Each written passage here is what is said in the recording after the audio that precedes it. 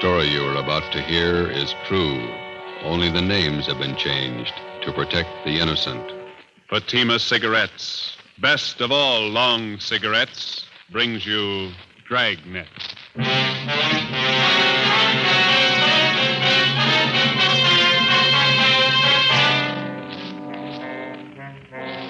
You're a detective sergeant.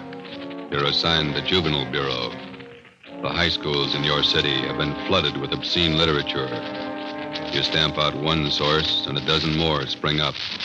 Your job, stop them. If you want a long cigarette, smoke the best of all long cigarettes. Smoke king-size Fatima. Fatima is the long cigarette which contains the finest Turkish and domestic tobaccos superbly blended to make Fatima extra mild. And that's why Fatima has a much different, much better flavor and aroma than any other long cigarette. That's why Fatima has more than doubled its smokers coast to coast. So enjoy Fatima, the best of all long cigarettes. It's wise to smoke extra mild. Fatima. It's wise to smoke extra mild Fatima.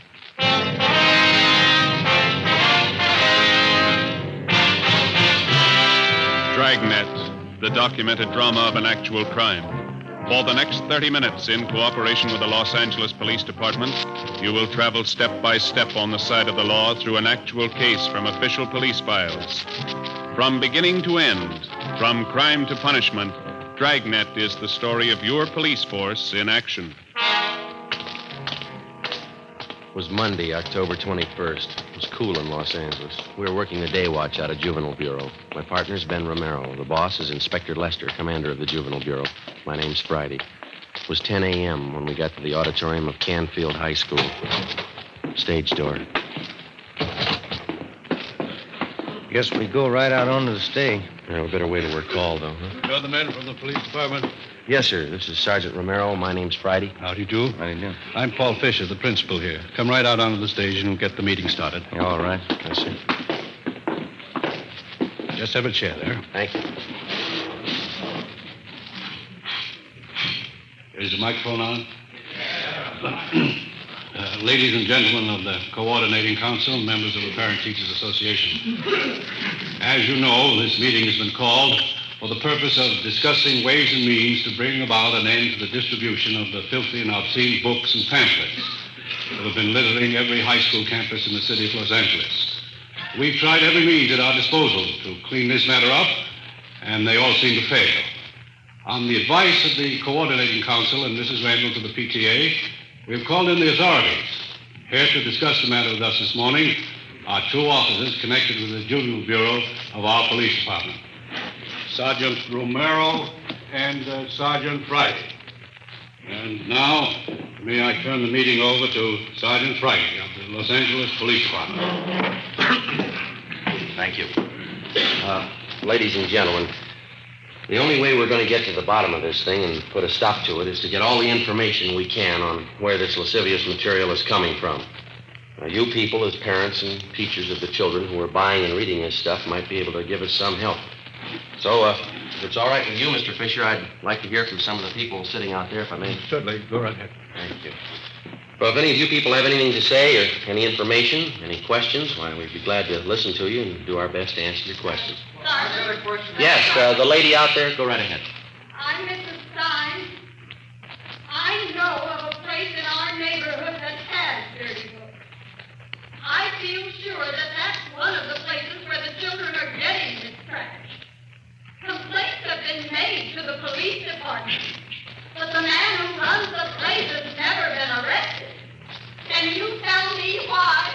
Well, ma'am, I think I better make it clear now that there's only one way a police officer can arrest anyone for possession of lewd literature. The officer has to prove that the party who possesses this literature does so for the purpose of selling it. Sometimes that's difficult to prove. Well, I told you I can prove it. You mean you can go to this place and buy a book from him? Well, maybe I couldn't.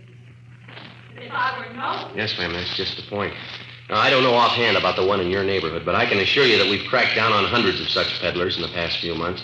You can see for yourselves that this doesn't put a stop to it. We've got to get to the source. I have a question for you. Yes, sir? My name's Fred Scott. I'm director of the Square Shooters Boys Club. Yes, sir. The point I'm trying to make is, I know the young boys pretty well. With the exception of my boys, 49 in number, I'll wager just about every boy in this high school has one of those books. Or at least he's seen one. Yes, sir. We're aware of that. The point I'm trying to make is, somewhere in the municipal code, there's got to be a law to forbid such things. Yes, sir, there is such a law. Then why isn't it enforced? It is. What does the law say? Well, how do you mean, sir? Well, I mean, what happens when somebody's found guilty of selling these books? What's the penalty? Oh, well, the law states that an offender is liable to fines, a jail term of 6 months, or both. That's not much of a law, is it? Why isn't there a stronger law? Well, I wouldn't know that, sir. The point I'm trying to make is, we need laws with some teeth in them. We have good laws in the state of California for the most part. It's true that we're weak in some cases, but you can say that about most states, I think. Well, you may be satisfied with the laws, but I'm not. I'd say stronger laws. That's the answer. No, I don't think it is, Mr. Scott. Passing a set of new laws isn't going to make this city a cleaner or a safer place for your boys to grow up in. Laws don't decide how moral a city's going to be. People do. Laws don't mold character in young boys either. The parents and teachers do that. I don't think I know what you're getting at. What do you mean? Well, just this, Mr. Scott. It's our job on the police department to keep filthy junk like these books from falling into youngsters' hands. Yes? Now, on the other side of the fence, the youngster has to be taught to recognize this obscene material for what it is, filth and garbage. And the youngsters have to be taught that in the home, in the school, and the church. Now, if they can be made to understand that the kind of dirt and filth that these books represent, well, that'd be worth more than any new set of laws, wouldn't it? But what about these men that put out the books? The men who sell them? How do you reach them? Through the youngsters. They seem to know the way. The next morning at 8 a.m., after meeting with Inspector Lester of Juvenile Bureau, Ben and I went on stakeout at Canfield High School.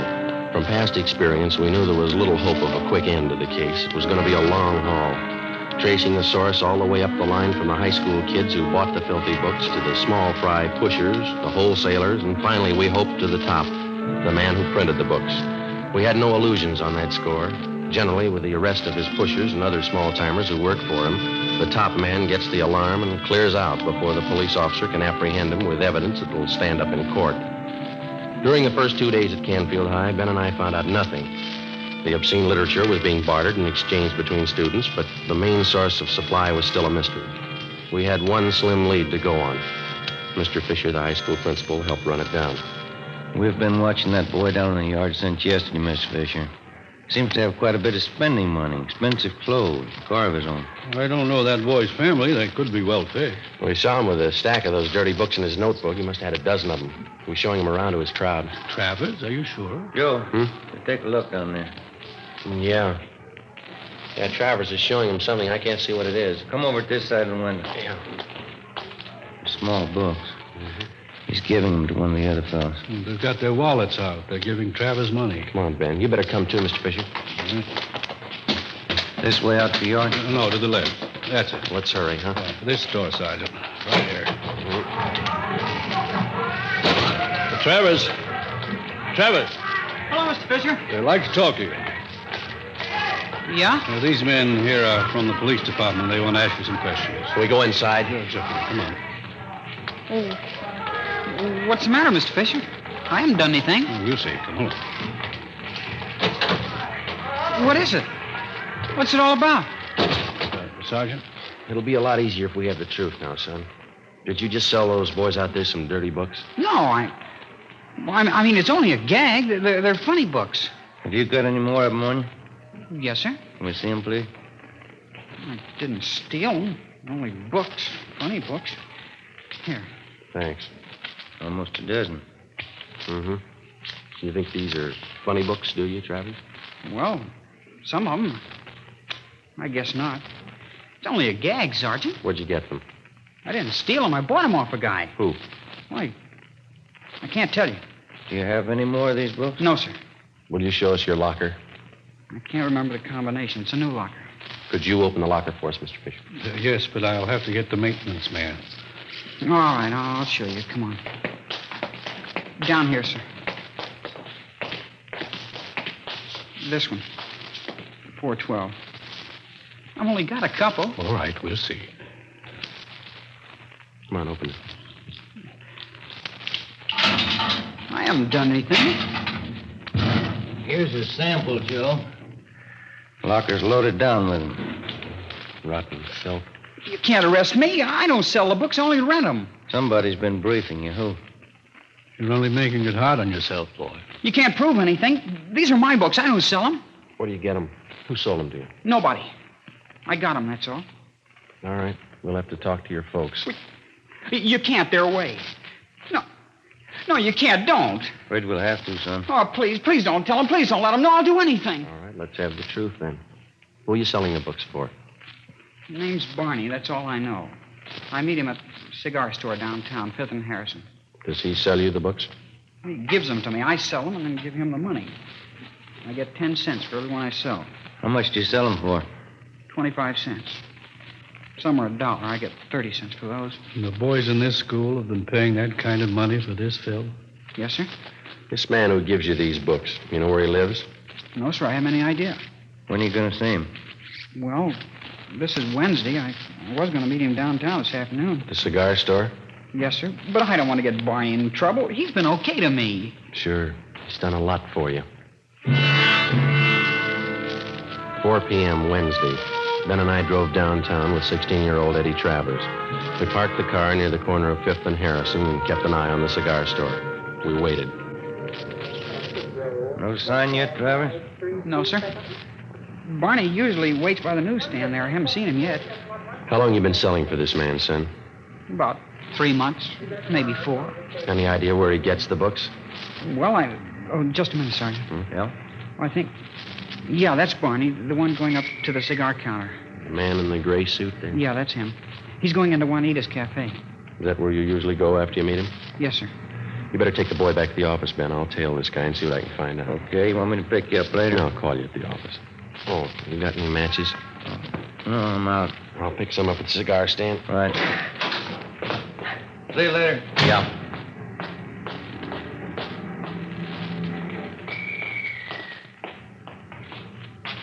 Box of matches. Oh, yeah? And pack of spearmint, too. All right, sir.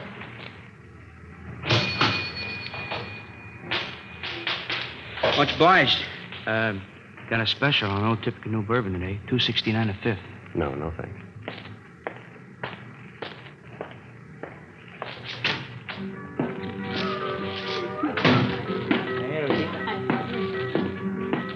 Hey, Rosie.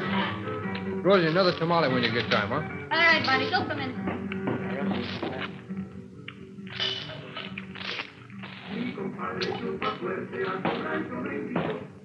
Yes, sir. Let me have chicken tacos, side order of fried beans, and a cup of coffee, huh? Chicken tacos on one, side of beans. Another tamale. Anything else, Barney? Yeah, some more coffee, huh, Rosie? Tamale on one. Hey. Slide the ketchup down here, will you? Yeah, here you go. Thanks. They got good tacos in here. Lots of meat of them. It's fresh stuff. Yeah. There's the sugar. Oh, thank you. Hey, Rosie. Here. Here, Rosie. Yeah. I got some new ones in just today. Whole stack of them. What are you talking about? You know, the picture books. Good ones. You can make some money on the side. They'd sell good around here. Listen, Barney, I told you once, no. Oh, come on, here. Look them over. These are good ones. I said no, that lousy junk. The next time you bring that stuff in here, I tell the boss, understand? Now eat and get out. Well, that's a real funny day. Looks great, but boy, what a cold potato. Yeah?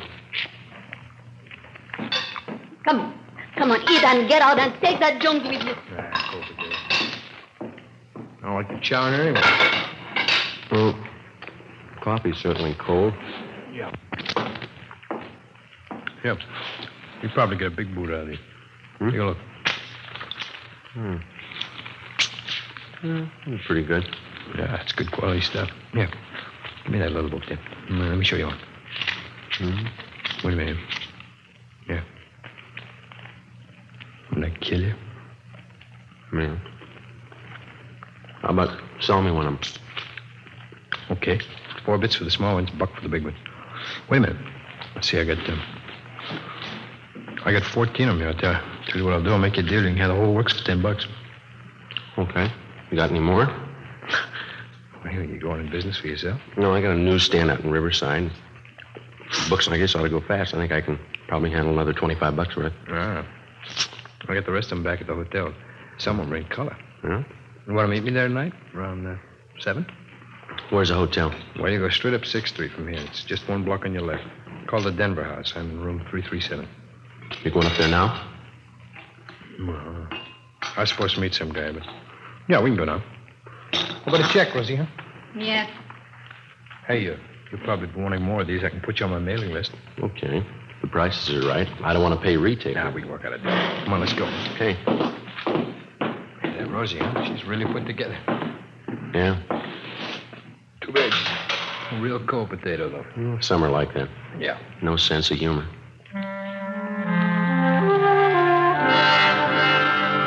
We left Juanita's Cafe and walked up Harrison Street to 6th. We turned left and went down 1 block. It was 5 minutes to 5 when we got to Barney's room in the Denver house, number 337.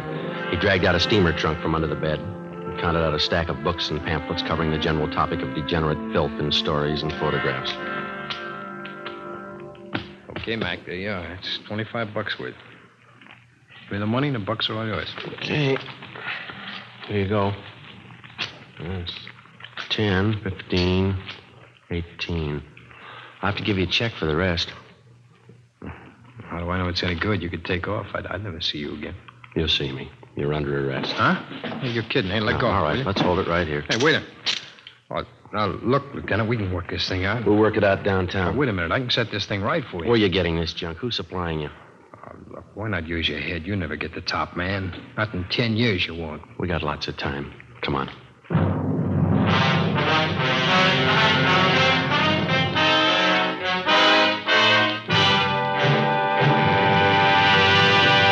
You are listening to Dragnet, the case history of a police investigation presented in the public interest by Fatima Cigarettes. If you smoke a long cigarette, it will be in your interest to listen to a typical case history of a Fatima smoker. It's the case of Mr. Joseph G. Hertzberg, city editor of one of New York's great newspapers, and this is his actual signed statement. I recommend Fatimas to anyone who likes a king-size cigarette.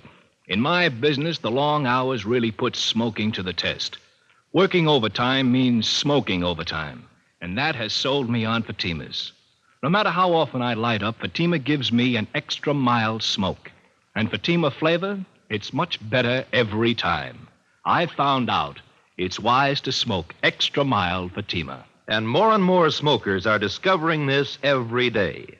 Actual figures show Fatima has more than doubled its smokers coast to coast. So enjoy Fatima yourself. The long cigarette, which contains the finest Turkish and domestic tobaccos, superbly blended to make it extra mild. You will prefer Fatima's much different, much better flavor. You will agree. It's wise to smoke extra mild.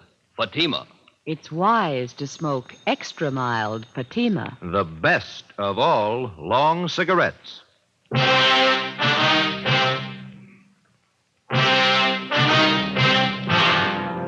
filthy literature racket feeds on the curiosity of youngsters and the stupidity and ignorance of adults. It's an all-season business, and in its own quiet way, it has reached a market which the other heavy rackets never hoped to reach. Your home and your children. 6 p.m., Wednesday, October 23rd. We checked the records, and the make sheet showed the book peddler's true name to be Barney W. Timpson, 38 years old. He had a past record of one previous conviction for peddling lewd literature in Dodge City, Iowa in March 1948. We had him brought to the interrogation room. Sit down, Timpson. Okay. Let's make it easy, Barney. Where are you getting the books? I told you, Sergeant, they deliver them to me. Who'd, Different guys. I don't remember them all. I send different guys every time. How often do they make the deliveries to you? Once a month. When? Around the first, usually. Sometimes maybe the second and the third. They bring the books to your hotel? Yeah, they leave a pack up in the lobby addressed to me. They ever use the mails? They never do. They're not that dumb. So you've never seen the men that you do business with, huh? Not so I'd know them, no. You have no idea where they're operating. I don't know. You expect us to swallow that? I'm telling you, I don't know. Oh, don't push us that kind of a story, Barney. I'm giving it to you straight. Now, what else do you want? Who's the supply man? Hey, look, we found this notebook in your hotel room, Barney. There's a list of names in it. This your customer book? Friends. Okay, the customers. That gives us enough to land on you. I know that. I've told you everything. You still don't know who you're working for? Oh. Look, there's a phone number in this notebook. No name to go with it. Yeah? Now, look at it. This one right here. I don't know. Must be another customer. Yeah. Does it belong to the boss? I don't know the boss. He don't know me. Then who do you buy the books from? Who says I buy them? You must owe somebody a lot of money. Don't worry. I don't owe him nothing. He don't owe me nothing. He does now. What? You're going to jail for him. Barney Timpson was booked into Central Jail for violation of the Penal Code, Section 311.3. We contacted the telephone company, and they traced the extra phone number in Timpson's notebook to a private residence on Wonderview Drive in Laurel Canyon. A detail of men was assigned to stake out on the place. During the next week, mainly from information obtained from Barney Timpson's customers, 7 other peddlers of obscene books and pamphlets were taken into custody and questioned. 5 of the 7 told us they picked up their supply of books from the Laurel Canyon address. We moved in on the place and found thousands of lewd books and pamphlets stored in the garage. 3 men on the premises were taken into custody. They identified themselves as John Alexander, George Kelleher, and Raymond Kester. We brought them downtown and interrogated them for 2 hours. They refused to admit anything. They were booked in, but by noon their lawyers arrived and they were released on writs of habeas corpus. 2 p.m. Ben and I met with Inspector Lester of Juvenile Bureau. Just had a call from the men on stakeout at the Laurel Canyon place. They've just been over the garage where the books are stored. They get anything, Skipper? A couple of things. Might be fair leads. What's that? 3 stacks of books they found were wrapped in proof letterheads from the Havenbrook Hotel. Yeah? We checked with the hotel. They get all their printing done at Rudolph Brothers, place out in West L.A. That name's not familiar to me. It's a big layout. Their specialty is religious books, Bible, things like that. That doesn't add. Not so sure. How do you mean? Be a perfect cover for the racket. Printing the Bible one day and a flock of filthy books the next. Could be the setup. What kind of a name does this Rudolph's place have around town? They've been here long? 50 years. Good reputation. Well, we could give it a look. Where's the place? On West 3rd, just below Athens Street. All right. Check the place over, but don't make them suspicious. If there's anything wrong, no use tipping until we're ready to move. Right, Skipper. They got to reach the presses turning out this junk and choke off the supply where it starts. Do that and we got it beat. Right. Just a minute. Juvenile Bureau, let's do. Yes, Sam. Down where? Okay, they'll be right out. Gross and Pacelli, they spotted one of the delivery cars. Where? Downtown. They followed it out to West L.A. Yeah? Rudolph's printing shop. 4 p.m. Ben and I, together with 2 other men from Juvenile Bureau, drove out Beverly Boulevard to Athens Street and then down 1 block to the corner of West 3rd, where we picked up Gross and Pacelli on stakeout. The Rudolph Brothers Printing Company covered almost half a square block on the corner of West 3rd and Athens. The front of the plant had display windows featuring expensive leather-bound Bibles and other religious literature. While the other men remained on stakeout, Ben and I crossed the street and entered the plant. We introduced ourselves to the clerk in charge as potential wholesale customers, and we asked to be shown around the shop. It was more than obliging. I'd be happy to show you our plant, gentlemen. The most modern religious publication company in the West. That's our claim. Oh, would you step this way, please? Thank you.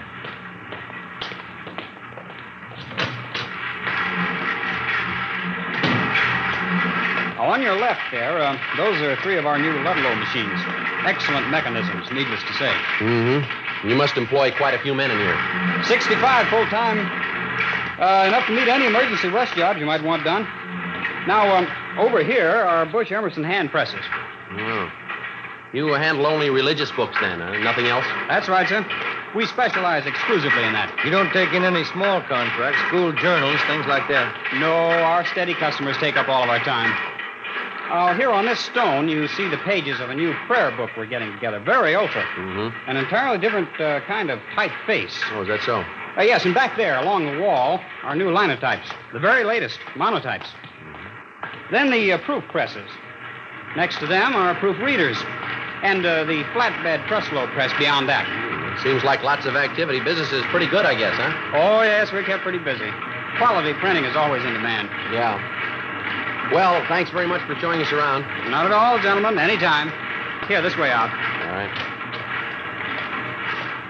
I'll get you one of my cards here. There you are. Oh, thank you. And when you're ready to do business, why, just give me a call. I'd be glad to take care of you. All right, sir, thanks. We'll do that. Good afternoon, gentlemen. Goodbye. All right. What do you think? You got me. Nothing out of place. Yeah, whatever system they're using, they got it down pat. Bibles, prayer books, church announcement. That's all I saw. Hey, Ben, look. That man getting out of that car going into Rudolph's there. Alexander, the guy we picked up this morning out in Laurel Canyon. Yeah. Printing plant continued. 6 p.m. The lights in the display windows went out. The shades were drawn. We watched the employees leave. 6:30 p.m. The lights in the plant were still burning. Gross went down to the corner and picked up some hot dogs and coffee for our dinner. We ate in the car. 7:30 p.m. A black Cadillac convertible pulled up across the street. 2 men got out and let themselves in through the front door. We waited. Between 7:30 and 8 p.m., we counted 21 men entering the plant. That printing press. It's starting up. Okay, let's move. Hey, Gross, you and Pacelli want to go through the back, and Ben and I will take the front. Right, let's go, Mike. Come on. It's a neat setup. I had it all figured. Yeah, you didn't spot any side entrances, did you? No. Here we are. Can you try the door? Yeah, it's no good. All right.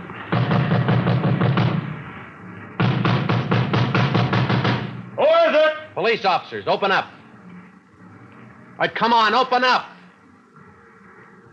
The press is stopped. All right, let's hit it quick. Come on, again. There we go. There they are, Joe. They're trying to smash the plates. Come on. Pacelli, save those plates! Watch it, Ben. All right, come on. All right, you, all right, hold it. Hold against the wall. Hey, Gross, get those plates off the press, will you? All right, hold it, you two. Get out, Joe, look out! All right. Get the plates, Joe! I round up those men and keep the doors covered. Get away from those tables. Come on over by the wall. That's about most of them, Joe. Those 2 men going out the door. Come on, head them off, will you? Come on, you. Come on, back inside. All right. Get out, wait, get your hands off her. Hold it up, mister. Come on, over there with the rest. You'll pay for this. I'll sue you down your last nickel. Yeah, come on, simmer down. Hey, Joe, we got Rudolph going out the back. Right. Call the office, will you? We're going to need transportation. Okay. Take those 2 with you, huh? Right, come on. Well, we got enough evidence against them. Yeah, we're going to need it. 2 full pages of the junk right here. Yeah. Look. Right next to it. Yeah. Page from the Bible.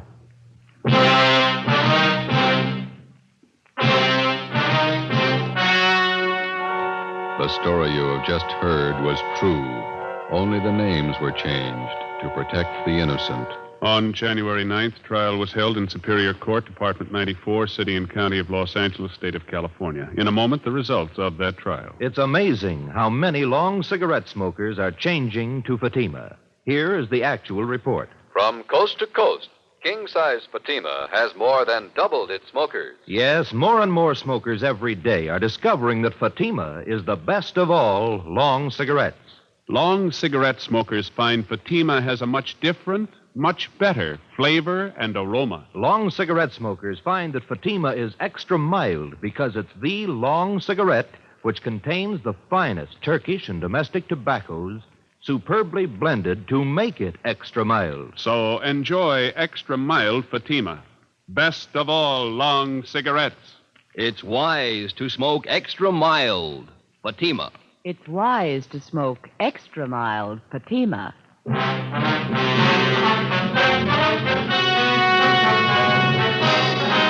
Frank Rudolph and 16 of his accomplices were tried and convicted of possessing lewd and lascivious literature for the purpose of sale. They received sentences as prescribed by law and are now serving their terms in the county jail. Remember this Saturday, because that means Dimension X on NBC.